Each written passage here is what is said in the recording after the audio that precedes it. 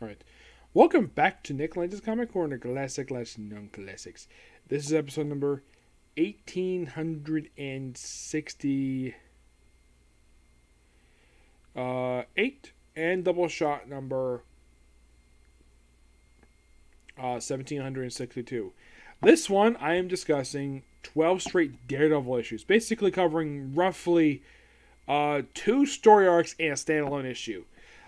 Basically, we're discussing issues 82 to 93.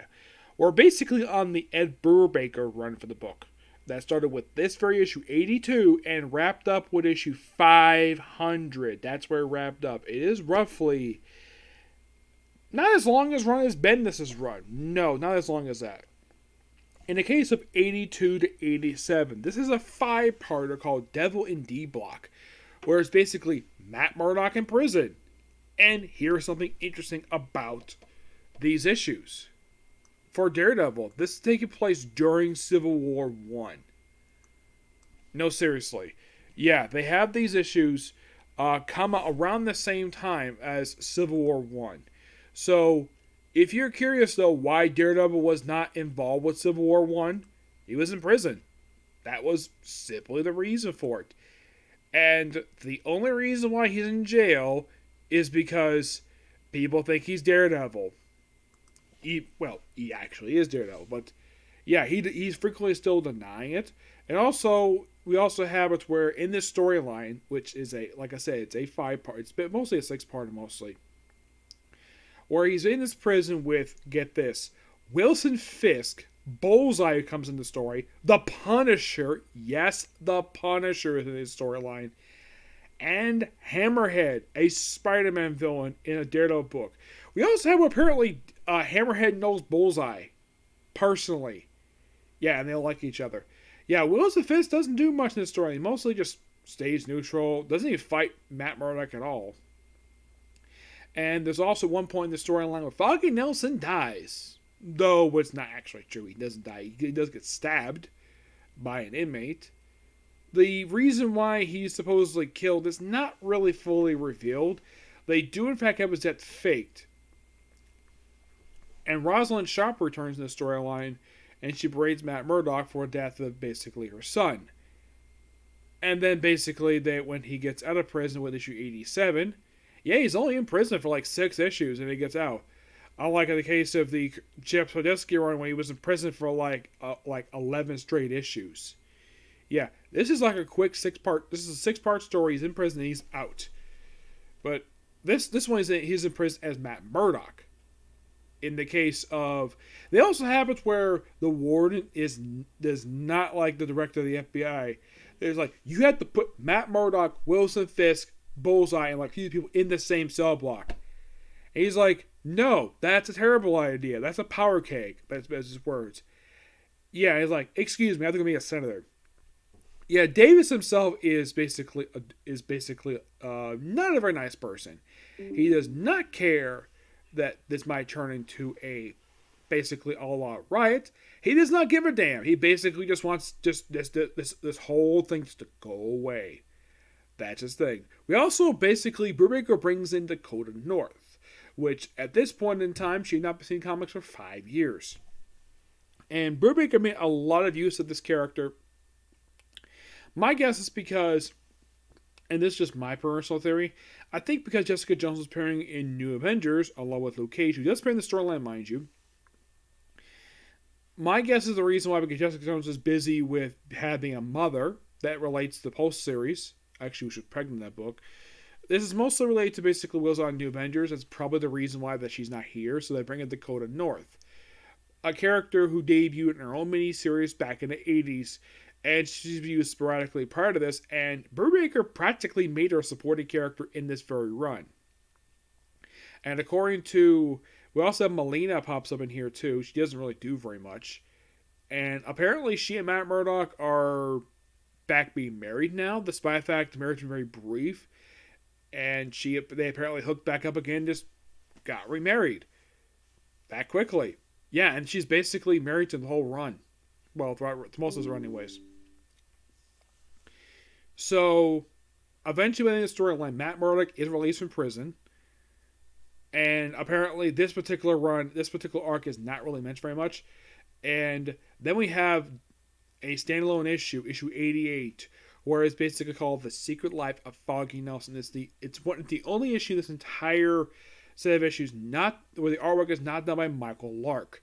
Michael Lark was the regular artist for this run. This actually was issue he skipped. Do not know the reason for why he skipped. He just did. Michael Lark also, I believe, worked on some issues of Captain America. Yes, he did work on. He actually made his debut at Marvel, working on Everbigger's Captain America book, and he was basically his primary artist for this entire run. And the guy is a really good artist. I mean, right after he stopped doing his run with Everbigger, he did some issues missing. So he did the Grim Hunt storyline, which was really good. His last book he did for Marvel before he left the company was Winter Soldier number 9, which came out in 2012. That was the last comic came out. That was 10 years ago. He did an issue of Defenders Volume 4, the Mad Fraction run. Yeah, he did one issue on the entire run. He also did issue of Punisher and Secret Avengers, which Ribbiger did not write that issue. Nope. And here's the weird thing, though. You might be asking, after the Daredevil wrap up, did he work for Ribbiger again at Marvel? No. No, he never did. Did he work now? Did he jump over to Image with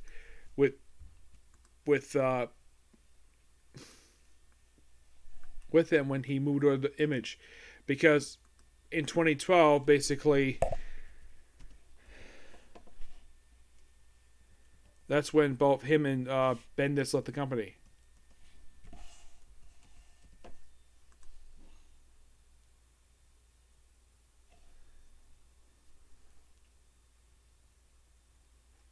Well, he did. He is working on the series Lazarus. I think he did that for Image. Mm-hmm. Yep. He worked on this book.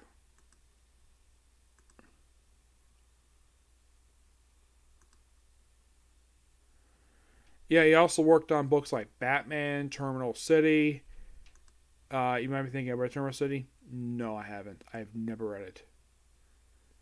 But great artist he is. Now, in the case of the following storyline that comes right after the storyline wraps up, started with issue 89. Now, 89 is basically sort of a story called Devil Takes a Ride. Also, throughout these issues, it's Lee Bergero who does the cover artwork for Daredevil. Mm-hmm. Yes. And you might be asking, did he work on the entire run? No, he didn't. Basically, Imager only did issues 88, 89, 90 through 93 and 100, and that was it. That's all he did for Daredevil. Though he did come back to do one issue of Daredevil during Mark Waid's run, actually a couple issues. And you might be asking, okay, did Michael Lark work on these covers, like for Daredevil? He did one cover, 87. Yeah, he just did that cover. But you probably think, okay, who does 82? Who is the first artist for this run? Tommy Lee Edwards is the first cover artist for this particular set of issues. Yeah, he's the original one. He does issues 82 to 85, and then of course Lee Bergero does a small handful of issues. 86 is done by the awesome David Finch. Yep. He surprisingly did one cover. It's a cover featuring Daredevil jumping at the reader with, in the background, Wilson Fisk, the Kingpin. Yep. And you might be thinking, like, was this the only issue he ever did for Daredevil? I believe he did. This was probably the only one he ever did for Daredevil. Interesting the fact it's like that. Mm-hmm. Yep. But what about, let's say,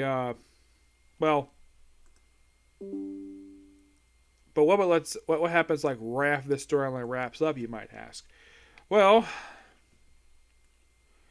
we have after the Secret Life of Foggy Nelson standalone issue, issues 89 to 93. Also, the character of Boss Morgan is killed off during the storyline. Yeah, he's the only death reported in the storyline. We also have a character named Lily Luca, who makes his debut at the start of the very next story arc of Brubaker's run for the book.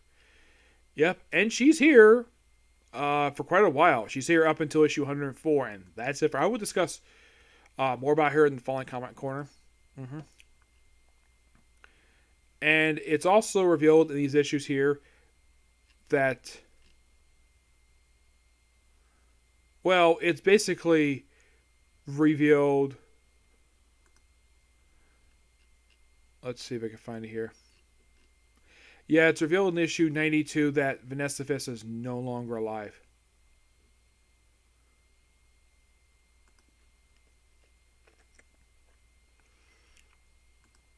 Yeah. You might be thinking, did she kill off where she killed her in Bendis' run? You might ask. No.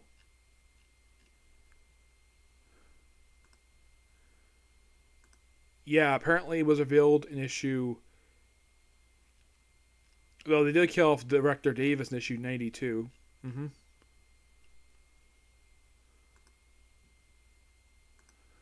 But by 93, Vanessa's gone.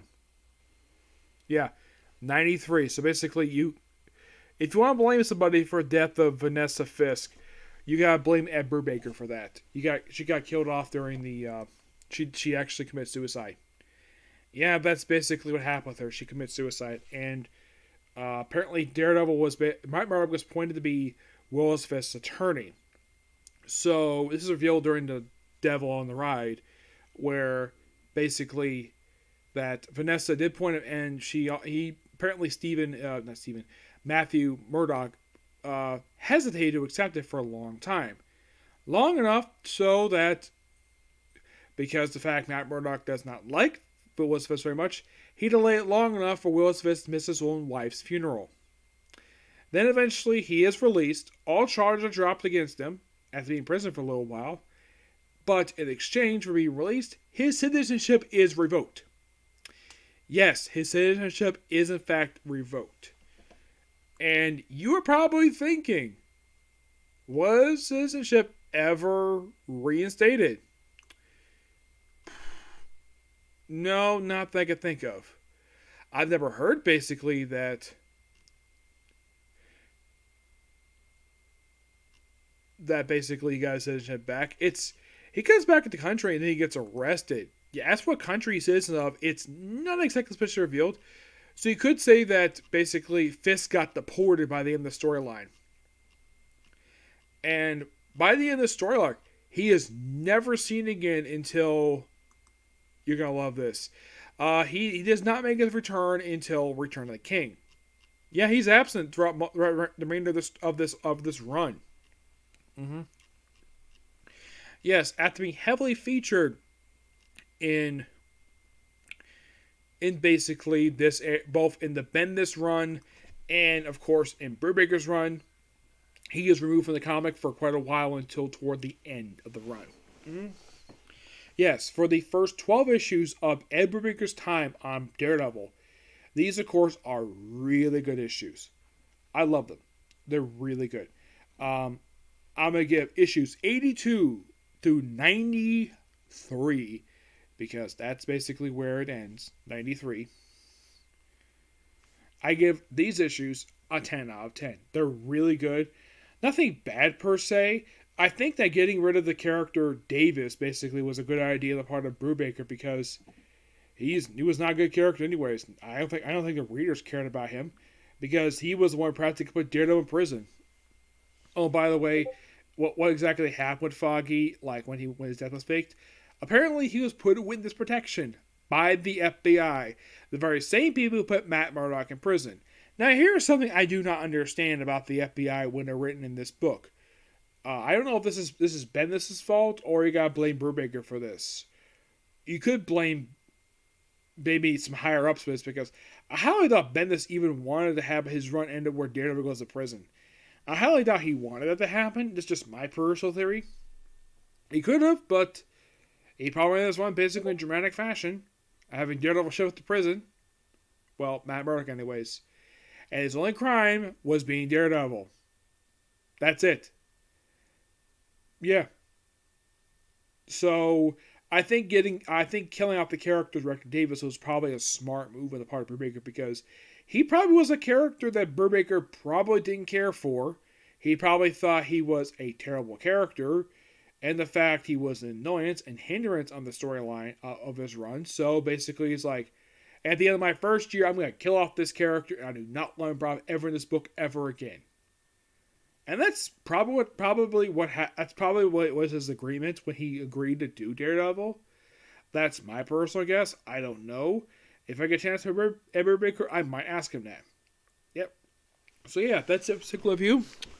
Next up, we're going to discuss some more issues, plus an actual trade paperback related to Baker's run for Daredevil. Okay? Next video. Bye.